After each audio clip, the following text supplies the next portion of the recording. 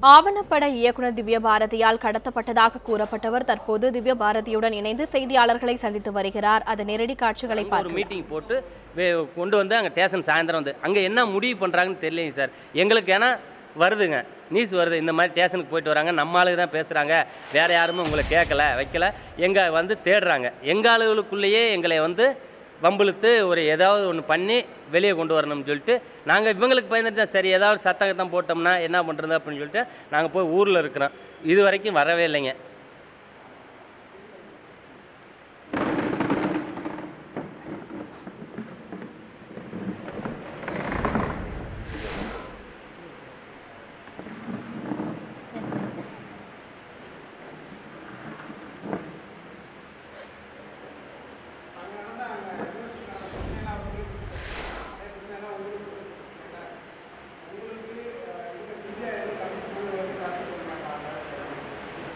இல்லைங்களே சார், அது மாதிரிலாம் பண்ணல.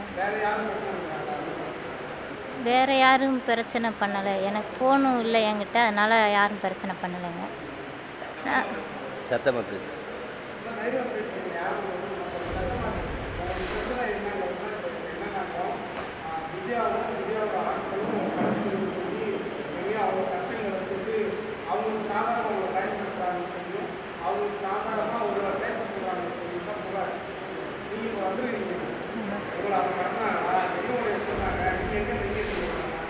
நாங்கள் எங்கள் ஊரில் தான் சார் தங்கியிருக்கோம், கல்லுப்பட்டியில் தான் தங்கியிருக்கோம். எங்களை யாருமே கடத்தவெல்லாம் இல்லைங்க சார், நாங்கள் எங்கள் ஊரில் தான் இருக்கோம். ஆனால் மேடம் வந்து பேட்டி இது மாதிரி எடுத்துகிட்டு வந்ததுலேருந்தே எங்களுக்கு டார்ச்சர். நீங்கள் வாங்க வாங்க அப்படின்னு ஆளாளுக்கு கூப்பிட்றது, பத்திரிக்கையாளர்னு சொல்லி கூப்பிடுறாங்க, மித்தவங்க வாங்க உங்களுக்கு உதவி பண்ணுறோம் அப்படின்னு கூப்பிட்றாங்க. ஆனால் எப்படியும் போலீஸ் ஸ்டேஷன் கொண்டு போகணும்னு தான் கூப்பிட்றாங்களா, அவங்க பேச்சுவார்த்தை அது மாதிரி தான் வருதா ஒழிச்சு எங்களுக்கு நல்லது செய்வாங்க அப்படிங்கிறதெல்லாம் எதுவுமே கிடையாது. வாங்க போலீஸ் ஸ்டேஷனில் வச்சு கூட பேசுவோம் வாங்கம்மா அப்படின்னு தான் கூப்பிட்டுருக்குறாங்க.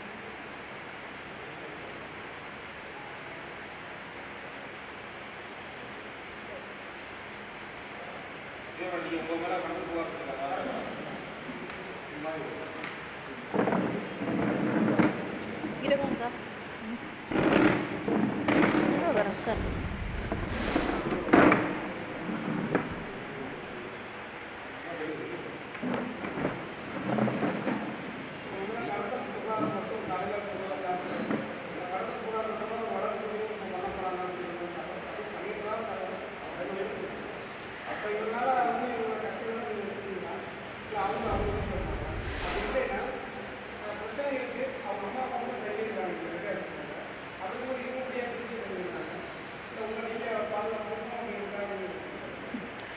இல்லை, இது கடந்த 10 நாளாகவே என்னை பற்றின செய்தி, கக்கூஸ்க்கு எதிர்ப்பு, எனக்கான கொலை மிரட்டல் எல்லாமே வருது. அதுக்கான வேறே இந்த விஷயம்தான். இந்த அண்ணா யூனிவர்சிட்டியோடைய டீனை எக்ஸ்போஸ் பண்ணி எனக்கு 21ஆம் தேதி நான் அந்த வீடியோவை அப்லோட் பண்ணோமோ என்னோடய யூடியூப் சேனலில், அன்னையிலேருந்து அந்த பிரச்சனை தொடங்குது. ஏன்னா நாளைக்கு நாங்கள் யூடியூப்பில் அப்லோட் பண்ணுறப்ப இந்த அம்மாவோட சமூகம் என்ன, சாதி என்ன, எந்த ஆய்வும் பண்ணலை. அவங்க ஒரு விதி மீறி இருக்காங்க, ஹராஸ் பண்ணியிருக்காங்க, மேன்வல் ஸ்கேவெஞ்சிங்கில் ஈடு பண்ணியிருக்காங்க, செக்ஸுவல் ஹராஸ்மெண்ட் நடந்திருக்கு. இதை எக்ஸ்போஸ் பண்ணணும், எந்த மீடியாவும் வெளியே சொல்ல தயாராக இல்லை. அதனால் எங்கள் மீடியாவை பயன்படுத்தி இதை யூடியூப்பில் அப்லோட் பண்ணது. இதுதான் நடந்தது. அந்த 21 நடக்குது. அதுக்கப்புறம் தான் 26 என்னோட அரெஸ்ட் நடக்குது. ஏன்னா இவங்களுக்கு நான் உதவி பண்ணுறது, இது கலெக்டரை போய் சந்தித்தோம். 5 முறை கலெக்டர் இதுக்காக சந்திச்சிருக்காங்க. வெவ்வேறு தமிழ் புலிகள் அமைப்பு சார்பாகவும் சரி, அப்புறம் தமிழ்நாடு சாக்கிய அருந்ததிய சங்கம் மதிவண்ணன் தோழர் மூலமாக ஒரு முறை கலெக்டரை சந்திச்சிருக்காங்க. இப்படி பல முறை இந்த மக்களுக்காக சந்திச்சிருக்காங்க. ஆனால் இவங்க கொடுத்த எந்த புகாரையும் அவங்களை கணக்கில் எடுத்துக்கல. ஆனால் சித்ரச்செல்வி அவர்கள் கொடுத்த புகாரை எடுத்துக்கிட்டு இவங்களை விசாரணைக்கு ஆஜராக சொல்லி வந்து அவங்களுடைய வீட்டு கதவுல ஒரு சம்மனை ஒட்டிட்டு போயிருக்காங்க. சம்மனுக்கு ஆஜராகணும், இல்லாத வச்சு அவங்க மீது சட்ட நடவடிக்கை எடுக்கப்படும் அப்படின்னு சொல்லிட்டு அச்சுறுத்தி காவல்துறை நடவடிக்கை எடுக்கப்படும். இப்படி ஒரு அறிவுறுத்தல் தேவை கிடையாது ஒரு சம்மனில். அதை ஒட்டி தான் இவங்க பயந்துட்டு வெளியே போகிறது அப்படிங்கிறது நடக்குது. அதுலேருந்து தான் என்னுடைய கைது, என்னையை முடக்கி வைக்கலாம், இவங்களுக்கு உதவி செய்ய விடாமல் தடுக்கலாம் அப்படிங்கிறது. அப்புறம் தான் கிருஷ்ணசாமி சாருடைய அறிவிப்புக்கும் இதுக்கும் லிங்க் இருக்குங்க தெரியுது. ஏன்னா அவங்களும் இவங்களும் ஒரே சமூகத்தை சார்ந்தவங்களா இருக்கிறாங்க அப்படிங்கிற விஷயம்லாம் அது பின்னாடி தான் தெரியுது. இவ்வளோ நடந்ததும் இதற்காக தான். இப்போ என் மேலே நடந்து இன்னைக்கு ஒரு பொய் புகாருங்கிறது பார்த்த மாத்திரத்திலே தெரிஞ்சிருக்கும். முழுக்க முழுக்க இவங்களுக்கான மிரட்டல்ங்கிறது இவங்க மக்களை இவங்களுக்கு எதிராக திருப்பி விட்டது மட்டும் இல்லாமல் காவல்துறை மிரட்டல், அந்த சித்ரச்செல்வி அவங்களுடைய உறவினர்களும் சேர்ந்து குண்டாஸ்களாக செயல்படுறது. ஏன்னா தமிழ் புலிகள் கட்சிகள் சார்பாக ஒரு 3-4 நாளைக்கு முன்னாடி திண்டுக்கல் முழுக்க ரெட்டியாச்சத்திரம் கல்லூரி வளாகமும் சரி, அங்கேயும் போஸ்டர் ஓட்டப்பட்டுச்சு அந்த அம்மாவை கண்டிச்சு. அந்த போஸ்டரை இறங்கி கிழிச்சது அவங்க தான். அதுக்காக தான் தமிழ் புலிகள் தோழரை வந்து அந்த மனுவிலே குறிப்பிட்டப்பட்டிருக்கும். அவரை வந்து உலக போலீஸ் ஸ்டேஷன் கூட்டி போய் அவர் மேலே வழக்கெல்லாம் பதிவு செய்யப்பட்டிருக்கு. அவர் தான் செல்வம். அவர் தான் இந்த விஷயத்தை முன்னாடி வந்து பண்ண தொடங்கினவர். அந்த அமைப்பு தான் பண்ணது. அதில் என்னுடைய மீடியா மூலமாக என்னுடைய உதவி தேவைப்படும் அப்படிங்கிறக்காக தான் வீடியோவாக ஒன்று பண்ணலாமே அப்படிங்கிறக்காண்டி பண்ணது. அதுக்கு முன்னாடி முழுக்க அவங்க தான் அந்த வேலைகளை முழுக்க நின்றுது. இன்றைக்கி அவர் மேலேயும் வழக்கு தொடுத்திருக்காங்க. தமிழ் புலிகள் கட்சியோடைய ஒன்றிய செயலா மேலேயும் வழக்கு தொடுத்திருக்காங்க. போஸ்ட்டு ஓட்டின ஒரே காரணத்துக்காண்டி அந்த அம்மாவுக்கு எதிராக. ஸோ அந்த அம்மாவுக்கு எதிராக யாரெல்லாம் செயல்படுறாங்களோ அவங்கள திட்டமிட்ட வகையில் குண்டாஸ்கள் மூலமாகவும் இங்கே இருக்கிற அரசியல் கட்சிகள் மூலமாகவும் திண்டுக்கலுடைய அந்த அரசு அதிகாரம் அந்த அவங்க டோட்டலாகவே இவங்களுக்கு எதிராக இருக்குது. பாதிக்கப்பட்ட மக்களுக்கு எதிராக நிற்குது. அது கலெக்டராக இருக்கட்டும், குறிப்பாக ரெட்டியார் சத்திரத்துடைய காவல்துறையினர் வந்து முழுக்க இவங்களுக்கு எதிராக நிற்கிறாங்க. இவங்களுக்கான பாதுகாப்பு தரக்கூடிய நிலையில் ரெட்டியார் சத்திர காவல்துறையினர் இல்லை. அதுக்கு பயந்தா இவங்களுடைய சொந்த ஊரில் போய் இவங்க அம்மா வீட்டில் போய் இருந்ததுங்கிறது தொடர்ந்துகிட்டே இருக்குது. இதுக்கு மத்தியில் இவங்களை ஊடகவியாளர் சந்திச்சிருக்காங்க, பேசியிருக்காங்க. நேற்று கூட நியூஸ் மினிட் அப்படிங்கிற ஒரு ஆங்கில ஊடகத்திலேருந்து ஒரு ஊடகவியாளர் இவங்க நேராக சந்திச்சாங்க. அப்போ கடத்தப்பட்டிருந்தாங்கன்னா அப்படி நேராக சந்திக்க வேண்டிய அவசியம் கிடையாது. அவங்கள ஃப்ரீயாக தான் அவங்கள நேராக சந்திச்சுட்டு போயிட்டுருக்காங்க. தமிழில் நான் பேர் சொல்ல விரும்பாத 2-3 பத்திரிகைகள் இவங்களை பார்த்துருக்கு. ஆனால் தமிழ் வந்து இவங்களை தொடர்பு கொண்ட எந்த பத்திரிகையும் செய்தியை வெளியிட தயாராக. முந்தானத்து நாங்கள் நடத்தின ஊடக அந்த இதுலேயும் பார்த்தீங்கன்னா இந்த விஷயத்தை கம்பேர் பண்ணி தான் இந்த எம்எல் நடக்கிற தாக்குதல் நாங்கள் சொல்லியிருப்போம். ஆனால் தமிழ் ஊடகங்கள் யாரும் பெருசாக அதை ஹைலைட் பண்ணல. இந்த செய்தியை வெளியிட ஊடகங்கள் தவிர்த்தது. ஆனால் இவங்களுக்கு எதிரான செய்திகள்லாம் இன்றைக்கி பரப்பப்பட்டுருக்கு. முழுக்க அதுக்கு மையமாக இருக்கக்கூடிய எணியை காலி பண்ணுறது, அதன் மூலமாக இவங்களை பிடிச்சி இவங்களுக்கு எதிரான நடவடிக்கைகள் தன்னுடைய வேலையை தக்க வைப்பது அந்த சித்திரசெல்வி மேடம். அதுதான் இப்போ நடந்துட்டு இருக்கிற விஷயம். யாருமே அரசு ஊழியர் கிடையாது, எல்லாமே ஒப்பந்த ஊழியர்கள். 5500 சம்பளத்துக்கு வேலை பார்க்குற ஒப்பந்த ஊழியர்கள். அவங்கள பெர்மனெண்ட் லேபராக மாற்றிடுவோம் அப்படின்னு சொல்லி தான் 12 பேரை மிரட்டி உலக கூட்டு போயிருக்காங்க. இப்போ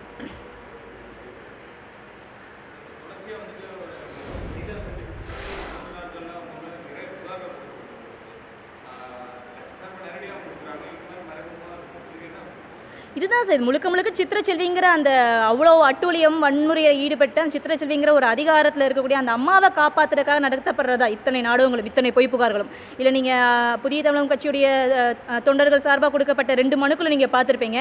அதில் இந்திய இறையாண்மைக்கு எதிராக கக்கூஸ் அப்படிங்கிற வார்த்தையெல்லாம் பிரயோகம் செய்யப்படுது. ஸோ அது அவங்களுக்கு வேறு ஏதோ பிரச்சனைனா இந்திய இறையாண்மைக்கு எதிரான ஏன் அவங்க பேசணும்? இன்றைக்கி கொடுக்கப்பட்ட புகார்லையும் அவ்வளோ திரிக்கப்பட்ட தரவுகள் இருக்குது. அத்தனையும் வேறானது. ஏன்னா அன்றைக்கி கலெக்டரை 14 பேர் சந்திச்சதை கலெக்டர் மறுக்கவே முடியாது. ஜூலை 13ஆம் தேதி இன்றைக்கி வந்த 13 பேரும் 12 ஊழியர்கள் தான் அன்றைக்கி கலெக்டர் சந்திக்கிறாங்க.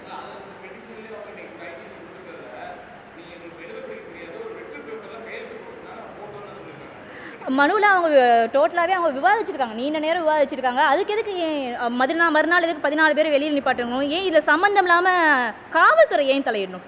இவங்க கொடுத்தது காவல் நிலையத்தில் புகார் கொடுக்கல, முழுக்க கலெக்டர்கிட்ட புகார் கொடுத்தது. ஸோ காவல்துறையை உள்ளக்கிழக்கி குறிப்பாக எஸ்ஐ முத்துக்குமாருங்கிறவர் உளவுத்துறையிலேருந்து சிபிசிஐலேருந்து உள்ளக்க போய் இவங்க எதுக்கு கல்லூரி நிர்வாகத்துக்கு இந்த வேலையை பார்க்கணும்? அப்போ ஒரு ஒன்றுமில்லாத மக்கள் தொடர் இவங்க எல்லாமே. அது துப்புரவு பணிங்கிறது எவ்வளோ கீழ்மட்டமாக இருக்கிற வேலை, இவங்களை எவ்வளோ அடித்தளமாக இருக்குது. இவங்களுக்கு எந்த வேலை உத்தரவாதமும் கிடையாது. வெளியே வந்து இப்படி அட்டுழித்த சொன்னால் இப்படி ஓங்கி அடிக்கிறது, இவங்களுக்கு ஆதரவாக நிற்கிற எங்கள் மேலே பொய் புகாரை போடுறது. அப்படி இப்படிப்பட்ட மக்களை ஒரு காவல்துறை அதிகாரி கல்லூரிக்குள்ளே வந்து உளவுத்துறையோட வந்து மிரட்டுறப்ப என்ன பண்ண முடியும் அவங்களால?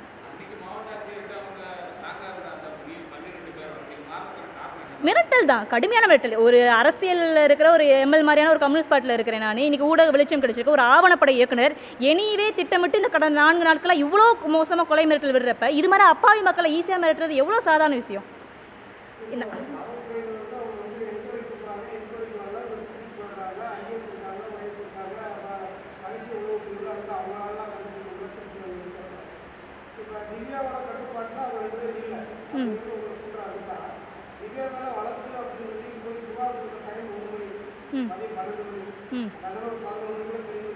ஓகே இல்லை அதையும் நான் சொல்லிடுறேன். நேற்று வந்து அந்த நியூஸ் மினிட்டோட பத்திரிக்கையில் இவங்களை சந்திச்சதா சொல்கிறேன்ல, அதுக்கப்புறம் இன்றைக்கி அவங்க காலையில் 10 மணிக்கு எஸ்பி அலுவலகத்தில் உயிருக்கு பாதுகாப்பு இல்லைன்னு சொல்லிட்டு மனு கொடுக்குற திட்டம் இன்றைக்கி திண்டுக்கல் எஸ்பிகிட்ட. அதனால திண்டுக்கல் எஸ்பிக்கு கொடுக்குறக்கான திண்டுக்கல் வந்தவங்க அந்த செய்தியை கேட்டு திண்டுக்கல் வந்து இப்போ மதுரைக்கு வந்திருக்காங்க. அதுக்கடையில் தான் இவ்வளோ பெரிய சிக்கல் நடந்திருக்காங்க. ஆமாம் அந்த வேலைங்களா?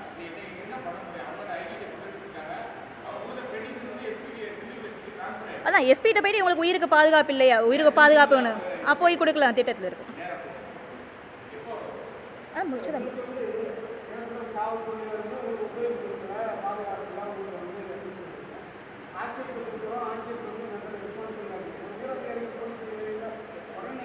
எல்லாத்துக்கும் கொடுத்துருக்கு சார். மனுக்கள் வந்து எஸ்சி எஸ்டி ஆணையம், அப்புறம் உயர்கல்வித்துறை அமைச்சர், எல்லாத்துக்குமே ஏடி கார்டை வச்சு அனுப்பப்பட்டிருக்கு மனுக்கள். அதுதான் சார், மிரட்டல் ஒவ்வொரு மாதிரி எமர்ஜ் ஆகிட்டு இருக்கு. 4 நாட்கள் எனக்கு எவ்வளோ கொடூரமான மிரட்டல் இருக்குன்னு உங்களுக்கு தெரியும். அதுக்கு வந்து இவங்களும் ஒளிஞ்சு இருக்கிறாங்க. நானும் கிட்டத்தட்ட ஒரு பாதுகாப்பான சூழலாக இருந்துட்டு இருக்கிறேன். அப்போ எங்கள் எல்லாத்தையும் வெளியே கொண்டு வந்து தாக்குதல் நடத்துறதுக்கான திட்டம் தான் இந்த விஷயமெல்லாம். இப்போ எல்லாருமே வெளியே வர முடியும் எங்களால். நாங்கள் திண்டுக்கலுக்கு நான் தினம் போகணும். ஒட்டஞ்சத்திரம் எனக்கு நேத்தோட சைன் போடுறது முடிஞ்சிருச்சு. அந்த நான் கைதான வழக்கில் சைன் போடுறது முடிஞ்சிருச்சு.